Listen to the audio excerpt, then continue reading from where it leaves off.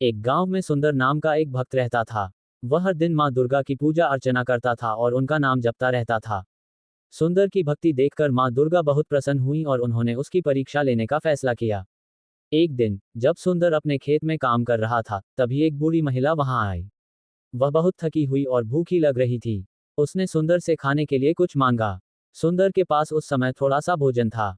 उसने बिना सोचे समझे अपना सारा भोजन उस बूढ़ी महिला को दे दिया।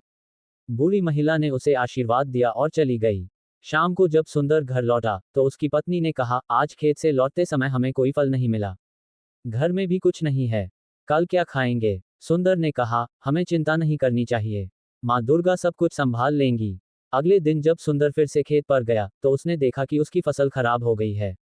वह बहुत दुखी हुआ, लेकिन उसने हार नहीं मानी। वह अपनी मेहनत पर भरोसा करता रहा। तभी वहां एक किसान आया और उसने सुंदर से एक बड़ा बैग मांगा।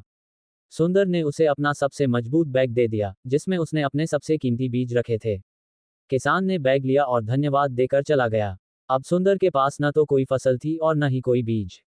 वह अपनी पत्नी के पास गया और उसने सारी बात बताई। उसकी पत्नी ने भी कहा, हमें चिंता नहीं करनी चाहिए। माँ दुर्गा सब कुछ संभाल लेंगी। अगले दिन सुंदर को एक बूढ़ा व्यक्ति मिला जो बीमार था। सुंदर ने उसे अपने घर ले जाकर उसकी देखभाल की। बूढ़ा व्यक्ति ठीक हो गया और उसने सुंदर को एक छोटा सा पत्थर दिया, जिसमें से एक चमक निकल रही थी।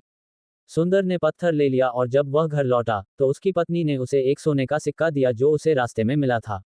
सुंदर ने दोनों को माँ दुर्गा के सामने रख दिया और उनकी पूजा की। उसी रात माँ दुर्गा ने स्वप्न में सुंदर को दर्शन दिए और कहा, सुंदर, तुम अपनी परीक्षा में सफल हुए। तुमने बिना किसी स्वार्थ के अपना सब कुछ त्याग दिया। तुमने बूढ़ी महिला को भोजन दिया, किसान को बीज दिए और बीमार व्यक्ति की देखभाल की। ये तुम्हारी भक्ति का फल है। माँ दुर्गा के दर्शन के बाद सुंदर को बहुत खुशी हुई और उसके खेत में फिर से फसल उगने लगी। वह और उसकी पत्नी ने माँ दुर्गा की जय जयकार की और उनका आशीर्वाद प्राप्त किया। ये कहानी हमें सिखाती है कि सच्ची भक्ति केवल पूजा पाठ तक ही सीमित नहीं होती, बल्कि दूसरों की मदद करने और निस्वार्थ भाव से कार्य करने में भी होती है। माँ दुर्गा अपने भक्तों की परीक्षा लेती हैं ताकि वे अपने अंदर की शक्ति और भक्ति को पहचान सकें।